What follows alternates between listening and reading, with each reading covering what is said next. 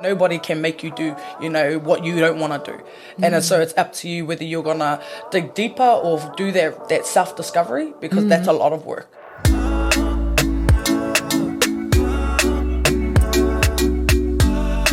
This podcast is proudly supported by the Ōtara Network Action Committee, ONAC, community-owned, community-driven and community-led. Kia ora mai tātou, ko Judy Spate Takiwingawa, and I'm here today in my first time introducing one of our Ōtara podcasts. Really happy and excited to introduce you today to Atarau Pouwhare Ellis, who is an amazing young wahine rangatira I met probably 5 years ago at the beginning of her leadership journey. Super excited to be reintroduced to her now by the amazing Norma Mackenzie, who I've got to know through Māori Pacific Trades training at TSI, and we're really excited that Atarau is going to be picking up that role from him as of the next few months. Looking forward to a strong bond and a strong partnership. One of the things that really struck me talking to Atarau was about how her education journey had been sparked by books, and it was her dad's idea and commitment that she would get a solid education. So it was the books that helped her understand and imagine what life would be like in a different way for her.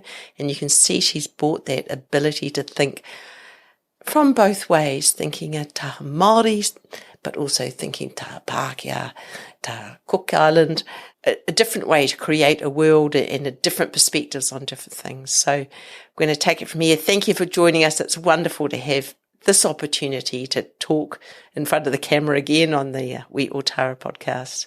Kia ora. I guess if we start the story with your education and talk to so many rangatahi that have got, just came unhinged the way you nearly did at high school. So can you talk to us a bit about that? Aye, ka pai. Probably like you said, Jude, so grateful just to be into the space, but I think what I like to start my kōrero off in the space of whakawhanaunatana is around just sharing a bit about who I am before I kind of get into that. So ko Waiōhau, I te taha tōku māma, ko mauna pohatu te mauna, ko mā tātua te waka, ko Waiōhau te marae, ko Tūhoe te iwi, ko Ngā te haka te hāpu, I te taha tōku pāpā he kuki airani ahau, he uri au o te motu o Rakahana, ko Atarau Pouwhare Ellis tōku ingoa. And I think, like you said, we've all got stories, and the stories that we share is a huge part of where we've come from in terms of our whakapapa, our genealogy, and what does that look like in terms of who we are now and where we're trying to go.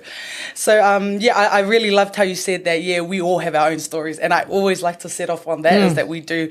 And in terms of education, for me, as a ranatahi in that time was, like anybody else, it's probably not a new story for you that you've heard before, but like growing up here in South Auckland, predominantly in Ōtara for myself, it was normal. It was the life that we lived. And when I say that, I grew up around like my brothers and sisters who were all were either in criminal activity or causing it. It was one of those situations, and with a mother who was on the benefit as well. So education was my savior. And that was really entrenched through my dad. My dad, he was a Cook Island man, a simple man. He loved to work, and didn't matter where he worked, as long as he had a job and he was taking care of his family. And he used to come back to us every day, to my brother and I, my brother Daniel, and just to probably just disclose that I'm a part of a family of 13. So I'm the youngest of that 13. Oh, wow. And it's a blended family. So my mum and dad both had children prior to my brother and I. And growing up in Ōtara, my dad was always like, you need to go to school. The English way is the only way. There's no point in learning Cook Island language because, and at that time I was like, why? I want to learn. But my dad was so fixed on just education, Pākehā education. So that's where my inspiration to want to know more and that there was more out there for us really, really kind of fueled myself going through the education system. And I really loved from a young age, like learning through books and whatnot, and actually learning a lot through the characters in my books that I read. And so when I finally started school at 5 years old, because I only went to kohana for a bit, and then my mother couldn't afford to take me to kindy, so I stayed home with her. And it wasn't until I went to 5 years old, I went to school and I was like, this is the place I want to be. Like, you know, I felt creatively, I could express who I was, I could write all the cameos and the stories that I wanted to, and I loved that. And because through my education, I had gone from mainstream into kura kaupapa. So once my kuia had fallen sick, my mum abruptly removed my brother and we moved down back home to our centre of the universe, Waiōhau, in the middle of the Bay of Plenty, and we went back there, and it was only supposed to be a 2-week holiday, and we were there for 2 years. And every child's dream, though. Exactly, right? You're living with your nana who gives you everything, your kuia. And I went to school with all my cousins. My teachers were my aunties, and so it was a whole new world from mainstream. So I was like, oh, okay, now I'm hit with this different reality, learning kaupapa Māori, tikana Māori, all of those things. And then 2 years after that, I moved back up here to Tāmaki Makaurau. So my early education was kind of like this, but it remained the same, that there was more. But it gave you both worlds, right? It gave me both worlds, yeah. And I was just like, I came back here into Manurewa. I moved back to Manurewa, actually, and restarted my education in mainstream again. And that was like another change. So as I started getting older, that really, that was a pivotal moment in my life, in my te reo, because I had been so immersed into kaupapa, kura kaupapa, that when I came back to Auckland, I still had a little bit of that going on. So when I was in one class, I was asked by, I think she was a Filipino teacher at that time, I had asked if I could go to the bathroom, but I had responded to her in Māori. And within like 2 seconds, she just turned around and she said, we don't speak that language here. Don't talk to me like that. And she goes, and I don't want to ever hear you speak that language ever again. I just was mortified. I cried at the corner of the classroom because I was so embarrassed. Like, all the kids laughed at me. And so from then on, that shift really kind of like was like, okay, I'm either gonna ride the wave or I'm gonna get hit by it. So I need to let go of that part of who I was. And that's where my early years of that, I'm kind of starting to understand, okay, like if I need to be this person, I'm going to have to do this. And so I eventually my mum ended up finding a home here in Ōtara. And then so I started my education again at Clydemore. And I went there and it was like, I was focused. I'm not joining the kapaka group. I'm not doing anything Māori because this is how I need to survive. So I really tried to embrace my Cook Island culture at that point in time. But I knew there was just something off about it. So carried on, went into school, loved it as I did. And then probably just a fast tracked, I started hitting about year 7, intermediate, and I stayed in the collegiate. And I was just like, oh, I'm over this. Like, I don't want to do this anymore. I want to go out and be with my friends as a teenager does, stuff education. But at the back of my mind, I always had this thing that I didn't want to disappoint my parents. Like that especially was especially my dad, but like my mum also had because I lived with my mum at that time as well. And my dad lived in another space, and I was just like, oh, I don't want to, but I want to go out with my friends. So how do I keep both? So what I would do is I'll do lots of hard mahi in my classes, pass my classes, do all of that, and then say at the end of the term, 1 week off. And then I was like wagging school.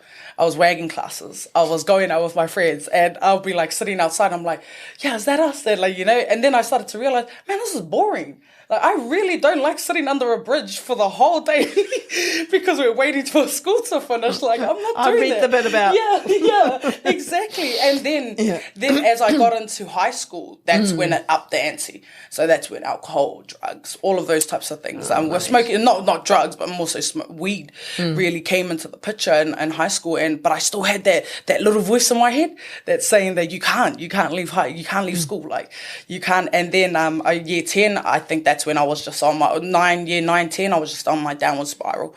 I was just like, no, I don't want to do this. I was just being real rebellious against my teachers. I'm real disruptive in the class. And I had a group of friends that encouraged and helped that behavior. So through school, I was just like, oh, okay, all good. Like, it really helped, really made made me go that way. So until I found a group of friends that were like the friends that all wanted to go class. They all wanted to achieve. They all wanted to do this. And I was like, yeah, you know, and I felt myself slipping in two worlds again. And like growing up as a child, it was that te ao Māori, te ao Pākehā. Now it's kind of like a reverse, like my good and then my bad friends. And then I knew, I was like, oh, okay, then. And so I started meeting all these people that wanted to achieve and do better in themselves. And as much as I tried to turn away from school, like history, English, and those were my subjects. And so I'd make a conscious effort to make it to those classes, pass every test, every exam, and do that. But I just couldn't translate that to the rest of my classes. And so yeah, it was just crazy time being in that little year 9, year 10 phase. But I eventually did grow out of it probably year 12 when I realized that was when the big that was moment the of truth. shift. That was the shift for me. Was like, man, I either pick up, I either do what I need to do and carry on this pathway of the self-destruction, or I just shift my mindset, shift the people I'm around, and let's start doing something where I'm going to be proud of, because I'm year 13 next year. I have no more chances after this. And that was the reality of that adult world kind of coming into play. And it was also the ticky moment for te ao Māori for me. And it was like, when you're in high school, you want to go to Polyfest and you want to perform, but you got a cultural group that you need to perform for. And I knew it was going to be Māori. Like, I just wouldn't sit in Kokailang. Like, I just wouldn't do it. I'm not by physically dancing and all of that, it's not my jam. Like, yeah, kapa haka was more my thing. And as much as I tried to separate myself from it, it was just one thing that I just kept being drawn back to. And it really reignited my passion for me as a person, but also for my whakapapa and for who I was, because I was very, my tūhoe tana and everything. I was very, very heavily entrenched, especially with the leaders that I have in my whānau that were very pivotal in like the petition, the petition that went ahead for te reo Māori. My uncle was beaten, spat at, he was slapped while he was at university running around asking people for their signatures. And I had to think to myself, our tipuna, our ancestors did so much for us to get to a point where we can have access to our reo again. And here I am just throwing it away. Because I don't want to do it anymore. I don't think it's a safe place for me, because I was in a predominantly Pacifica school. But yeah, going back into kapa haka, that really ignited my passion. And then at the end of year 12, I was asked to be a prefect. And so it was like... That was after the incident. Yeah. So after that incident, it was like... and the incident that you talk about, it was just like, I just had gotten into so many things where it was just like the wrong crowd, people drinking. You had the right crowd too. That was the whole thing, your other self. That was the difference, right? Is that I had that bad crowd that I was drinking with at school. And I remember that time when I was drinking, but the one with the incident that you're alluding to was actually with the good friends. Yeah. And so it was them, and we all decided, we all had a hard term, like with these working adults that had money, and we were like, we all had a hard term, so we were all going to drink. And it all happened, and it just spiraled after that. And that's when our principal brought us in, and we just said, we didn't know really what to say. I was ready to disappoint my parents. I knew at that point that you're going to tell my dad. And so I'm going to be the disappointment. I'm going to be another disappointment. So I might as well just take it on the chin. And just to be told that, no, we weren't being expelled. We were just being put on red report because we were academic achievers in the school. And for that moment, it was like, okay, that's the second chance, man. That's the second chance. And then that's when here's year 13. Yeah, year 13, here it comes. But it was one of those ones where I just knew I had nowhere else to go. All my friends would have just went to work, or they went off and had babies, or went off and, did other things. And I just knew that wasn't what I needed to do. That's not what I saw myself ever doing. I saw myself finishing high school. I saw myself going on to university. So just back that one up a bit, because that's where I've seen so many, beautiful kōtiro make the wrong choice about not being intentional, about not getting pregnant. Yeah. So you were intentional. Yes. I'm not going to have a baby as a teenager. Yeah. I was very intentional. Yeah, one day I was like, we'll have children, but I think, my upbringing really fueled that, not wanting to have kids. And not saying that we had a family full of teen mums, we didn't have that, but in my whānau, it was like If I wanted a life that my child could come into, this wasn't the life I wanted them to come into. So that was more of the thing that held me back from doing that. And you know, you're only like 16, 17 at that time. Like, why are you even having those thoughts to yourself about that? And but it was obviously mum, wasn't it? Yeah, it was a lot of things. It was a combination of my best friend getting pregnant at 15 and me going with her for scans, wagging school to go for a scan with her, and then her also going through what she went through. And I was like, oh, I couldn't do that. Like, I absolutely couldn't do that, and I couldn't put my parents through that. So, and then my sisters. Not and then your my future dad. self. Yeah, not my future self. So, like, when I said, I go, well, when it gets to that time, I'll know. I'll know when it gets to that time. But it's just, it was so many factors that influenced my decision-making during that time as a teenager. It was like, but there were a lot where I just had to hold that responsibility. It wasn't up to everybody else's experiences. It was like, what am I going to do? And what am I going to do that's going to be best, that's going to benefit myself and also my whānau. So, yeah, I chose to stay in school and carry on and then finished high school, being the first out of my whānau, out of my siblings, to actually go on and finish year 13, which was a big thing for any family at that time. But at the same time, it was like, oh, okay, so what's the next thing? What's the next thing? So if we take a deep breath, if we think about, if you're talking to, Waiini Rangataki in Ōtara, what's your success model if you think about those schooling years? Because you dodged a couple of bullets there, big time. Yes, massive. Yeah, but it's so reflective about the whole thing in the process. So, I mean, I wrote down what came to me out as your success model, but can you describe it in 3 sentences? What would you say? What would you say to your daughter, who's a 10-year-old starting to go wild? Or your niece? It's probably easier. Oh, I'm sure you practiced it there. I have, but it's a combination of conversations, right? Yeah. And that's that's the reality of that. And I don't think there's one model. It's really in the way that, like, you know, of like, if you really want this, and this is what I'll say to my own kids, and I always say to them, like, if you really, really want this, and you know that that this is where you want to be, remember that knowledge is power in that space. And the place that you gain knowledge is in these institutions like school. But at the same time, I do that parallel thinking for them, because I also want them to appreciate where we come from in the mātauranga we hold as whānau, because we can often get sucked up into this, okay, I need a career.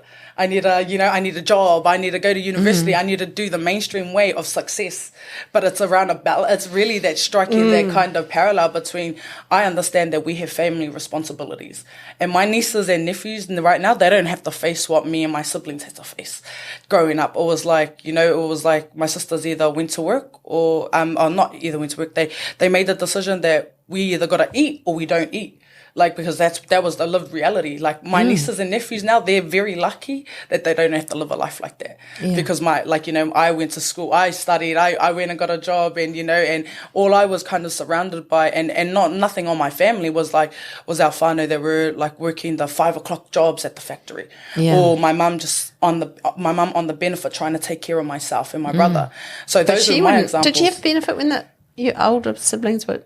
The benefit only came in, I didn't realise this 12 years ago, till 75, I think. Yeah. So, I mean, what on earth happened to people raising families before there was a benefit on their own? Exactly. Like, my mum and dad were in a different relationship at that time too, and because my dad would often help take care of myself and my brother because he worked, but he also, once he was made redundant, he went on to the benefit too, because he was like, I'm an older man now, I need to retire and take care of my kids, and so my dad had me at 52. So just a bit of context, So by the time I got older, my dad was much older than that. So my mum, when I was younger, she used to work a job, but it was like mostly driving. But most of the time, if I can really remember, there were times where my mum was just straight on the benefit for most of that, until she went on to study her social work degree at MIT, yeah, okay. yeah. Cool. So that's when I was starting back at school at Hillary, and so she was just like, I want to go do something for myself. So yeah, it was just like I knew somebody else that was going into like tertiary education and further education. That makes that transition so much easier, doesn't it? Yes, and I had cousins, older cousins, like I'm the youngest out of my whole generation. Yeah. So there's like probably like a 10-year gap between myself and the next ones. So I had older cousins that had graduated, gone to university, and my Kuia would have her photo up in our house, and I'm like, I'm going to wear a hat like that one day. I'm going to wear a whānau Kōroua that was like weaved by all these kiwi feathers. Like, I'm going to wear that. And, at my graduation. Yeah, at my graduation. and then 6-7 years ago, that happened for me. Like, and it was one of those things where I was just like, oh, okay. And I wanted to be that example to my kids. When I refer to my kids, it's my nieces and nephews, but I wanted to be that example that we didn't have to be a product of where we came from in terms of the struggle and all of that. But now my kids, my girl, she wants to go to university, and she's very headstrong, and sometimes it can be both a blessing and a heartache for us. But it's one of those till things. They don't stop going. Yeah, exactly. And then I have my boy who's not really into that, so he wants to go on and get a job, and so it's working with those parallels of okay, like I also have to unlearn a whole lot of things, because I even growing up, university was a way. And so I was like, no, this is what it is. It's going to be like this until my boy. But now they have a balance. Yeah. And they've also have these strong connections. Yeah, and we're in a whole nother time. We're in a whole nother time now. Like, even when I'm in the mahi that I do and I'm talking to rangatahi, like, I don't always say to them, like, university is not the only way of success, right? Like, I'm being very honest. And I said it at, Hillary had asked me to go in for, to talk as a guest speaker. And I did it, and I think most of my teachers, my prize giving, and most of my teachers were really shocked by some of the things I was saying, but I was like wanting to be real, raw and real, because this is it. Like, we're going to make decisions at 18-year-olds, as 18-year-olds, that no one should ever have to make a decision about. Transitioning from high school into the adult world like that is just unrealistic. Overnight. Overnight is just unrealistic. So that's a great segue into your university career. Let's go there. And that's what I spoke to them really about, was just how I went on and I wanted to be a lawyer. I was like, okay, I want to be a lawyer. And year 10, when I was in high school, we had to write this assignment called the Future Me, and I had written in there, I want to be a lawyer because I want to help my family, and I want to help all of our Māori and Pacifica people. Did you know any lawyers? Pardon? Did you know any lawyers? Yes. So a whānau of ours, Annette Sykes. Yeah, so... I was at uni with her. Oh, yes. She was such a great protester. Yeah. She drew a whole generation of us through. Yeah, awesome. Her and Donna. Oh, yes. Her best.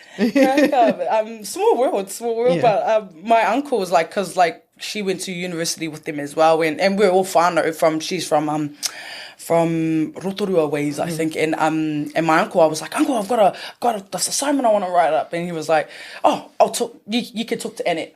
And I was like, okay then. And at that time, Annette was like all over the TV, and I was like, I don't know if I want to talk to Annette. Like, this is so like, I feel so dumb. Like, and she was like, no, you're gonna ring up, and she's gonna ring you up. So I was like, okay. So I was at home, and you got the push phones. Oh my god, it's so old school. And I pulled up, and I was sitting there nervously waiting for her to get on the phone, and I was like, kia ora. And she was like, kia ora, Annette speaking. And then I was like, oh my god, do I hang up now? And then Split's like, kia ora, it's Atarau. She was like, oh, and the whole mood just changed. Like, she just made me feel so comfortable, and she was just like, oh, don't even are you reading from a paper? That was her thing. Are you reading from a paper? And I was like, yes. I was reading my questions. My model answers. And she was like, forget that paper. And then she just asked me, she goes, just be straight up. What are your questions that you want to, what do you want to know about it? And then I was just like, oh, where do I, if I want to go be a lawyer and I want to study, the best law that we have in this country, where should I go? But it was questions like that. It was like, but the first question she drew me back to, she was like, oh, kapai. So I'm just going to take you back first. And I was like, okay. She goes, why do you want to be a lawyer? And then I just kind of sat there and I was like, to be honest, if I'm speaking really openly, it's because of my brothers and sisters. Like, they're the biggest examples that I've seen of like injustices against the system, but also it was just those real like oppression that I was really experiencing at the time, where I witnessed my brother being beat by a cop for just standing there and asking him why he was being arrested. Like, he just pulled out his baton and just hit my brother. And, like, you know, I wasn't young seeing those things. And so it was like, no, I don't want to do this. I don't want to see this world anymore. If I can be a part of what changes that, then this is why I want to be a lawyer. Yeah. And then she turned around and goes, oh, kare, if you want to do that type of mahi, it's not being a lawyer. And then I just started laughing, and I was like, what? What do you mean? And she was like, she goes, and then she just starts talking about it. She was like, you've got that fire in you, like we all do as activists in this space, right? For our kaupapa, our whānau. And I was like, oh yeah. And she goes, but it's what we're trying to battle here is the legalities within the system that wasn't designed for us. And so I was like, oh, okay. And you know, a 15-year-old trying to take this all in, and then like you're sitting there and you're thinking like, okay, this makes me want to be a lawyer even more. And so she concluded our conversation was like, I hope that was helpful, Atarau. And at the end, she goes, and if you want any other questions, please don't hesitate to reach out. And I was like, oh no. And I had like probably about 3 pages full of notes that I had just taken from her. And yeah, and I wrote about that in my class. I'm sorry. Fast forward, I wrote that in my class, and then I got I was one of 2 Māori students in our class that had gotten 3 Māori students that had gotten excellence on that paper. And when I had gone into university, they was like, okay, yep, I'm going to be a lawyer. I'm going to do a conjoint degree, and I'm going to do this. First year, I hated it. Absolutely, the conjoint's a nightmare too, isn't it? It was just the law paper, really. Yeah. It was the law paper. I couldn't see myself like following the rules. If that makes sense. Like, you know, all law is about legislation, right? You know, it's all about those types of things. What keeps our system in place? What does this mean? And I just felt like I was so restrained that I couldn't, like, I felt like I was chained, really.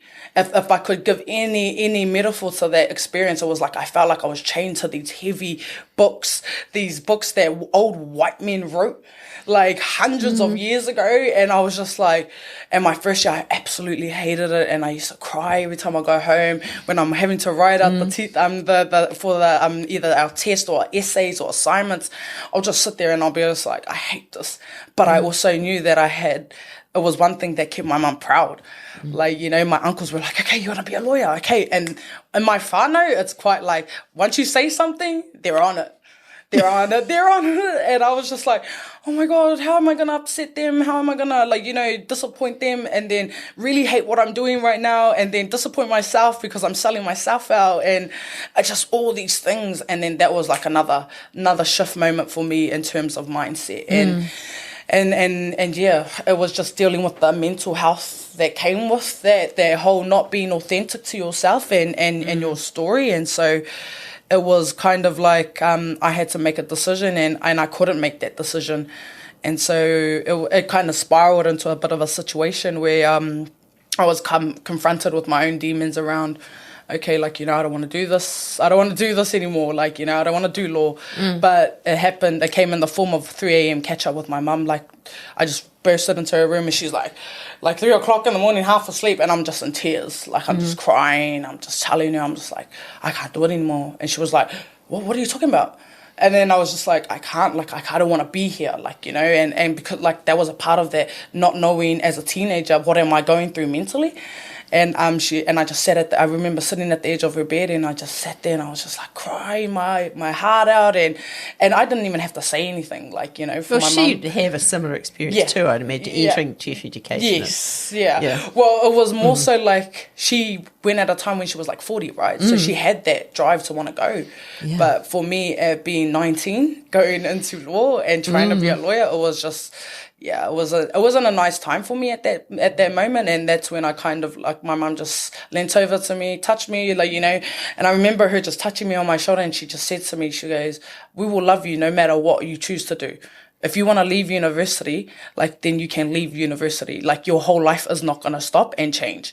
And I was just like, and I think in that moment, those were the words I needed to hear. Like, it was like, okay, it's not a big deal. Like, you know, it's not a big deal that I want to change my career pathway. Like, you know, I still wanted to stay in uni. I just didn't want to do law anymore. And when I told my mum, I was like, then how am I going to tell them? Like, how am I going to tell my uncles? And she was like, don't worry about it. I'll tell them. And then I was like, okay, I felt like for that moment, somebody was on my side. And so, I went on, and then I ended up going into, I ended up dropping, my conjoint, and I started doing a sociology paper. And that's when I just fell in love. Like, I just fell in love with sociology. I ended up graduating with a major in sociology, minor Māori studies. And so it was like pairing the two things, right? And it's the patterns that I started to see through my own upbringing and my life, my course of like my schooling life was like how Te Ao Māori came to me at the end of my high school years, and it was a big part of me as a child. And so it was coming back into that space again and going, okay, like, how do we start to learn about what's oppressed our people and kept our people in spaces of deficit? And so I started learning it as a model, don't you? I started to see it as a practical model, not just a legislation or a system that's like going to be too hard to change, and I'll never see that change in my lifetime. Like, it was like I could see the changes that I could be a part of when I was in the sociology degree. So it was one of those things where it just was like it ticked for me, and that was the thing that I just held on to, and I just wrote that for the whole duration. So So what's really interesting, and that's why I'm smiling to myself, as I sometimes do, is I did one of my majors, I did a double major, but my major was Māori studies. I just loved it, and I loved understanding things from an academic perspective into what I saw in the world around me. And social, I did that one stage one paper and went, meh. I don't think I went to any classes actually, but I still passed it. What? But it was a long time before you. I think they've wised up to that stuff these days. Anyway, but Māori studies, and because we had that brand new building, which it wasn't brand new by the time we got there, but it was on Simon Street, and it was amazing, and amazing people involved. I mean, that's when Shane Jones and I did Te Reo Māori together, and Pete Waka, who's still around, one of the Wakas from Rotorua. I mean, that was an amazing time. A really amazing time. And as we said, Annie Sykes was at uni then. Oh my God, you might have known my uncle during that time, but I don't know. What's his name? His name was Robert Pouwhare, so he was a part of he was a part of like Ngāta Matoa and all of that at that Mana time. Motuhake. Yes. Because later on, I did criminology, Oh, mainly cool. because you don't need to put this on the podcast, but I got to the fourth year and realised, horrors, I hadn't finished my BA and they stopped paying me money at that point. So I went, new degree. So I did a diploma in criminology, which I loved. Oh, cool. But so that got us into law school. So it was like, it's like your academic career backwards. But it's such an exciting time. Heaps of people talking about really exciting things, and because we had the Springboks in the middle of it. That would have been interesting. It was a at that really time, exciting time. Yeah. Anyway, moving on. So that whole uni thing sounds so exciting, and exciting to like be your real self and the authenticity. That's what I wrote down there, being authentic with yourself. And to take the path that's shown to you, perhaps, which is really helpful. Too, just to. Well, revealed, I felt like that. Maybe it's that being revealed to you and being strong enough in yourself to see that it's actually a pathway being revealed. Yes. And maybe that's the scariest thing about growing up, maybe. Yeah, I think so, because you have to take their whole responsibility, really. And like, now I don't have my mum where I can go back and have those conversations and ask her for that advice anymore. So I have really, in the last couple of years, have had to be like, oh my God, this is what it feels like. Like, I'm 29 years old now, like, and at that time was like, what? Like, it was like, oh no, I need to ask somebody else. But sometimes But mum's still here. Yeah, absolutely. Always. Every time I make a decision that's to do with anything that is that's gonna change my life, I'm always thinking about what would she say?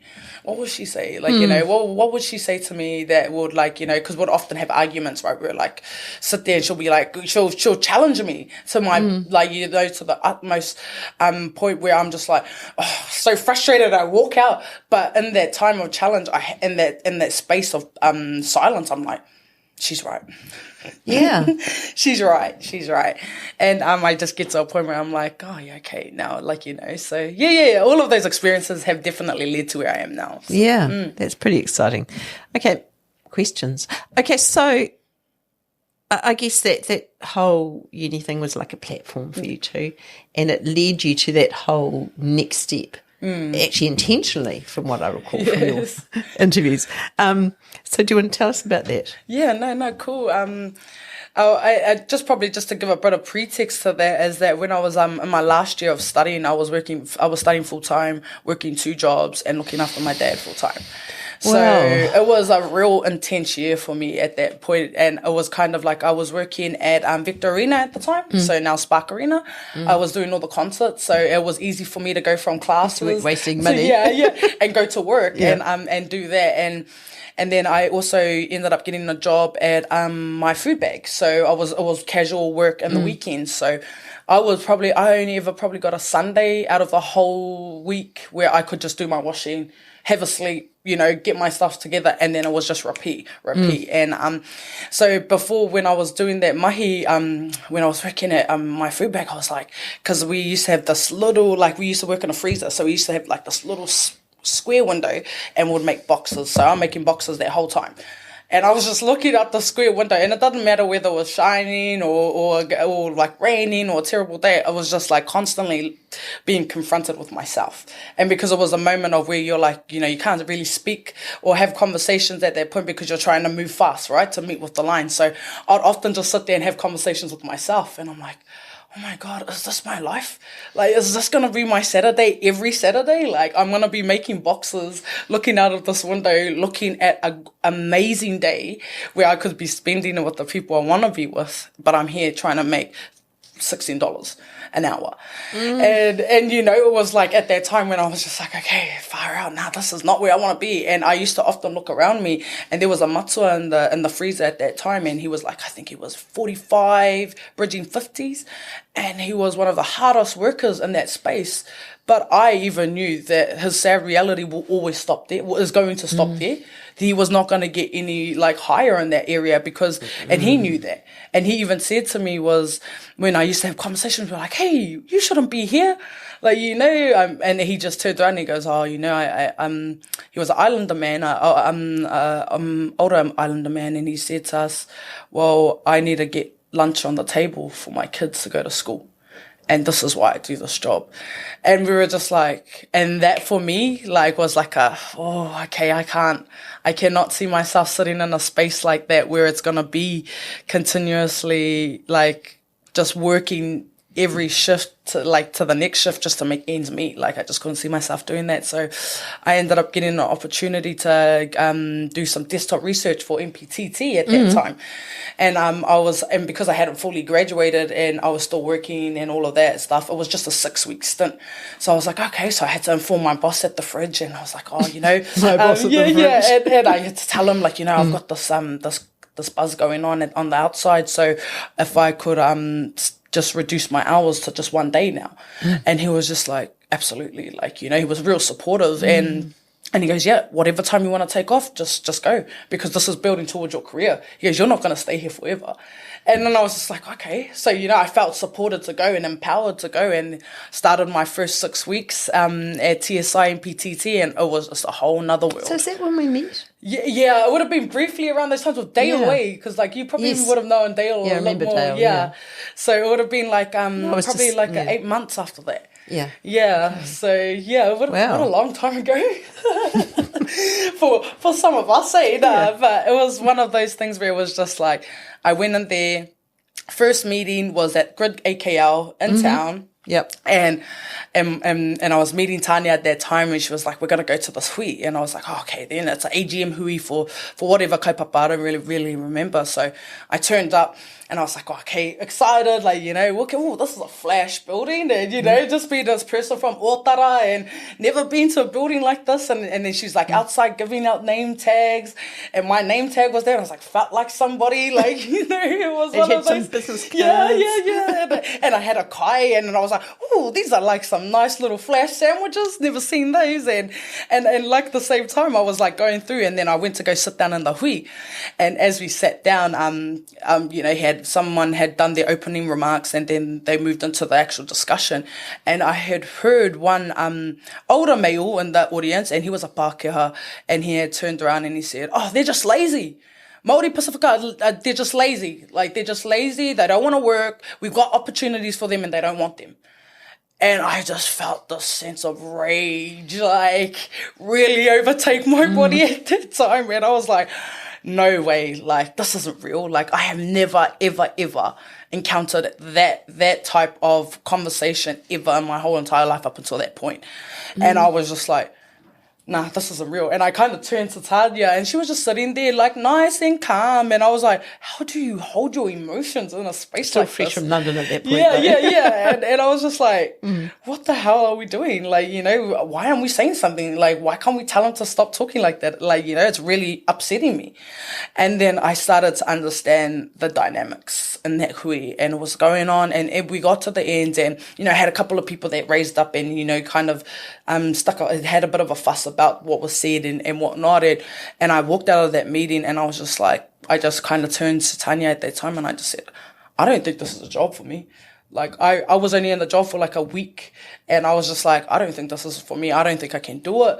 And then she just turned, and I go, because I cannot stand people like that are going to sit there and try and judge who my people are, who we are as people, and determine what we think, what are the qualities of us as a people. Like, I'm not sitting here and dealing with that. And she turned around and she goes, and exactly what you just said, that's why you need to be there. And that, when she said that, I was like, oh, okay. Like, you know, I was often having these light bulb moments at weird, random times. But it was moments that I was just like, yeah, you know, it was that gut feel. When you have that gut feel and you were just like, I was really passionate about leaving. But once she turned it and just said, you know, this is why I need to be here, I was like, okay. So I refocused all that energy that I was feeling of like anger and mamai and Pody for what he had said was, okay, let's channel that. Let's do something about it. So let's go in there. And then, so it just really started kickstarting a whole nother world for me stepping into that space. And he wasn't the last. Yeah. And he won't be. Yeah, he won't be. And as I got on, I just started to really understand, okay, so this is how it's going to be in every circle, right? And this is what we are going to hear when we're going to challenge the current systems that are in place. And so, yeah, as I started to build my capability in that area, I started getting more confident in those spaces to have conversations. And I knew the biggest progress I had was when I was sitting down at Ministry for Women discussion, and it was for Connexus was leading it at that time, and it was all CEOs sitting around the table. And I was again met with like, oh, they don't turn up on time, they're not punctual, they don't do this, they don't do that. Women shouldn't be on site because they're women. Like, you know, we don't have this, blah, blah, blah. And then I was just like, okay, so I let them all go around, kind of split their thing, and then it got to me, and I was the last person to speak. And then at the time, the person that was chairing that meeting, she was my mentor, Frances Hagee, and she kind of just looked over me and kind of gave me like the head nod to go, Kara, and I just went. Let them have it. But it wasn't even in a way where I was attacking them. It was, okay, so how can I use like what you're doing in this space, storytelling, as a way to convey the message. And so through my experience through MPTT, the engagements I had, it was around, okay, so how do I capture those experiences for this whānau here to understand? And so, and then also coupling it with the data that they're throwing out to us around, okay, yous are the ones, your industry is telling us that women are much more better on the on-site than males are, because they're project managers at heart, because they run the household, because they're mums. Like, you know, your data's telling that, and it was like kind of like it became that strategizing game around like, okay, we'll kind of start using what you're saying over here, and then I'll match it with some evidence that I'm getting from here. And by the end of that, I was like, okay, tēnā koutou, and I sat down, and I was all good. Like, you know, I thought, okay, I did my spiel. I flew down to Wellington for that day, for this, and then I got up to go have something to snack on, and I just remember everyone kind of around me, like, and then I turned around and I was like, oh my God, like, yes. And they're like, please, can you please come into our meetings? Like, would really like to work with you to understand Māori and Pacific whānau more. We're so sorry that we came off like ignorant around this issue. And I was just like, yeah, sure. Like, we can have a conversation. Like, you know, I'm not going to hold on to anything that you said as precious information. But it was one of those things where I was like, okay, like, you know, yeah, cool, we can work together. And that was like, that kind of started becoming a thing that people started identifying as a superpower of mine, was that we could often turn that tension into well thought out energy, as opposed to kind of sitting there and fighting, you know, like often people like to do. So I'm not a confrontational person. So yeah, it was kind of like that for me at that point. And so, really led on to where I am in my career, I would say. Yeah, that's pretty exciting. Just so many things going through my mind. So thinking about how we're going time-wise. We're coming up to 50 minutes. Are we? Oh, Oh, wow. Have a good conversation. Yeah. You're deep in it now. So. So we're going to round it out with a So, you, Mrs. Superpowers, what's going to happen next?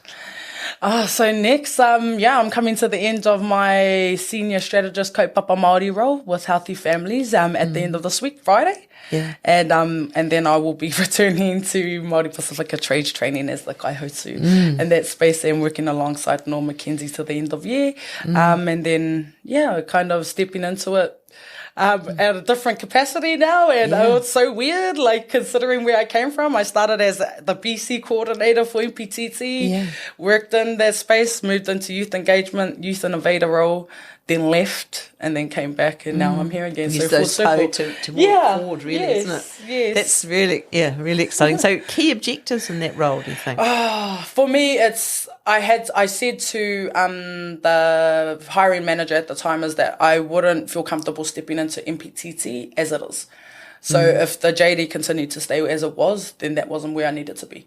And so we ended Challenge up having again. and I never ever challenged anybody like in my career stuff. But as you start to grow, right, and you start to grow an understanding of where you need to be in your value and your worth, you start to be able to challenge those places in confidence. And so when I had that conversation, probably over the next course of a couple of weeks, they ended up rejigging some of that JD where I was like, yep, okay, I can see myself doing that. So the main objectives is really driving the consortia to where it needs to be in terms of BAU with the contract. But I have also wanted to sit in some innovation side of things. So how can we start to look at employment differently? And it's not just trades, like, and one of my things is that I'm passionate about is young people. And young people is because I was the kid that was on the edge. I was the kid that nobody cared about or gave a chance to when they thought like, oh, you have potential, but you're just a bit disruptive. So we're not going to choose you. Like I don't have patience for like anything else but those types of ranatahi in those spaces. But I'm also aware that we, as within the business, you have a BAU contract and you have to deliver on those outcomes. But I also see myself simultaneously moving into there. So doing a bit more innovation with that, start driving some of the ranatahi engagements around there. Like how do we get more ranatahi engaged into trades career pathways? And what does that look like? So just working alongside our consortia really, but those are probably the big three main objectives for the role. And then also just creating and enabling those employment opportunities through our employers, and even potentially looking at different employers and testing out some of these different career pathways. And so, yeah. That's exciting. So from there, what do you think? So say that's a 5-year horizon.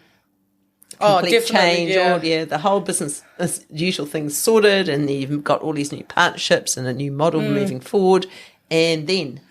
so I'm hoping to get that all done in 3. Oh, okay. Because I'm not getting any younger. Generous. No, Extra time. I'm not getting any younger, and I would love to go overseas and work. And even if it's for just 2 years. Like, I would love to do that. Like, it's always been a dream of mine since I was a kid. Like, going overseas, and I'm doing what I love here, but doing it in another space to be able to with another indigenous culture. with another indigenous culture. Like I would not stray away from that kaupapa, but definitely. I'm not too sure where yet. I've definitely I've got a friend that's moving over, potentially looking to move to Canada next year, and she's going over to do some of the same mahi we do here in TSI, and I was like, oh man, I want to do that, but over the last couple of years, it's been pretty much my lifetime. My time's been dedicated to my family. I couldn't just. How old leave. are the kids now? Our eldest is 17, and the youngest is 14. So you can leave them at home, I'd say. Send them postcards. Yeah, I know. So that whole First Nation work with the Canadians, they've got their heads in the right spaces. Might be fun if you come over and have a chat with Sully. Ah, yes. Yeah, because he's just come back from Canada. Oh, awesome. Where he just cruised onto the reservation, with his eagle feather in his hat. And I think everybody thought he was Indian. He was part of the whānau. Yeah, absolutely. But he's really excited by with different ideas. I know they're all buzzing around his head right now. They're on a new ad, but he'll be back. Yeah. Yeah. Oh, nice. I'll have him over for coffee when you come back to discuss the next interview. Yay. Well, I'm excited about your whole story, really. But I had some thoughts, though. I did have some thoughts about... leave you guys with an awful lot of editing to do. You know, we make this, bring it down to about 20 minutes. Yeah. So perhaps we'll say, maybe we'll just finish. So let's say that let's bring this episode of your life to a conclusion now, but knowing there are more conversations to have in the future, please. Really, you know, we'd love to walk with you on the whole MPTT thing because it's such a great model. And it, you know, in its second phase, it's really exciting. I mean, a few things we'd like to see is, you know, what happens with the other organisation that's the same name. Yes. Bit confusing in the marketplace for us mere mortals. But, you know, I'm sure that Sam would want to talk about that, actually. And that would be a fantastic thing to lead. Yes. I'm sure Norm's tried. We never actually talked about it. But just to make it easy for that 17, 16, 15-year-old you back there at Edmund Hillary who's going, oh, yeah, because that's the other place. It's not just when you're graduating or when you're doing tertiary study. It's that, you know, it's like the matua you talked about in the can. Yeah. Your time in the can. Meanwhile, back in the fridge. But knowing... that, you know, if you don't take that next step, and if we can't empower our rangatahi to take those next steps, they do end up in the can of varying descriptions. But or they might just end up working in a factory. And, you know, we don't want to waste our future leaders on that kind of life. Not that there's anything wrong with working in a factory, but many of our young people, they just need our support to take that next step. Yeah, absolutely. And like you said, for me growing up, as a first part of a job, go there. I think you know, it's if really... you need to build your capability and get in a job and build your CV, absolutely do those types of jobs because that's what's accessible to us as rangatahi with no experience. But don't stay there, right? Yeah. Don't stay there. But I think everyone needs that kind of like, it sounds really old-fashioned, but the aha moment. Yeah. Oh, hell, okay, so that is what happens next if I don't go and do this next thing. And you can't really describe that for kids. They need to have their eyes open so that they can go, oh, yes, I don't want that, like you did. I don't want to have the cops beating down the door at 2:00 in the morning looking for me. And I don't want to work in a job where my heart's not open. And I do want to make a difference. It's one of those things, right? I always say to young people, no matter what you want to do, always be your authentic, unapologetically be your authentic self. Yeah. Whether that, like, you know, and you'll be able to feel that, like, you know, whether, and it's being guided off your senses. It's not just going, okay, that looks wrong. But does it smell? Does it feel wrong? Does the touch feel wrong? Like, you know, does it smell wrong? Like, you know, it's actually encompassing our indigenous systems of our mātauranga Māori, our mātauranga like Pasifika, to really hone into that and go, okay, these are the tools that I have been navigating myself through these complexities of life. And when you're talking to a young person, right, they're just like, oh, like, you know, same old, somebody trying to inspire, empower me. Yeah, I never try and sit there and try and share that type of way because I know as a young person, when I used to sit there, I'll be like, oh, okay, this is another person that's successful. Like, you know, sometimes young people just want to hear their own story in another capacity or coming from somebody else. Yeah. And actually going, okay, like, you know, this person is a real person that's gone through what I'm going through or has been through what I've been through and has gotten out from the other side. And that's the tongue that you have. Yeah. And so use it while you're still young. Yeah. Definitely. And even though my kids test my own patience, I'm like, oh, okay, then I'll go out to those. But it's like that whole thing around, like, you know, nobody can make you do, you know, what you don't want to do. And so it's up to you whether you're going to dig deeper or do that self-discovery, because that's a lot of work. And the biggest project, and I said this the other week to somebody who was looking for a bit of advice and a bit of motivation for their kōrero, was like, you know, at the end of the day, you got to be be your authentic self in those spaces, but always remember when you're walking in there, you're not going in alone. So people often feel like, oh, we're going to be separated from our whānau, and I have to do this interview alone, or I have to do this kōrero alone. It's no, you're in there with 100 other tipuna whānau behind you that are clouding you, but it's because when we don't see the tangible, right, it becomes unreal for us. So it's, a lot of self-discovery work, and the biggest project you can ever work on will always be yourself. So that's a great place to finish. Kia ora, Atarau. That was lovely. Really, really lovely. Thank you. Thank you. Hopefully there's not too much work for you, Will. Episode 2 coming up. Not too much editing over there. I was like, oh my God. No, that was cool. That was awesome.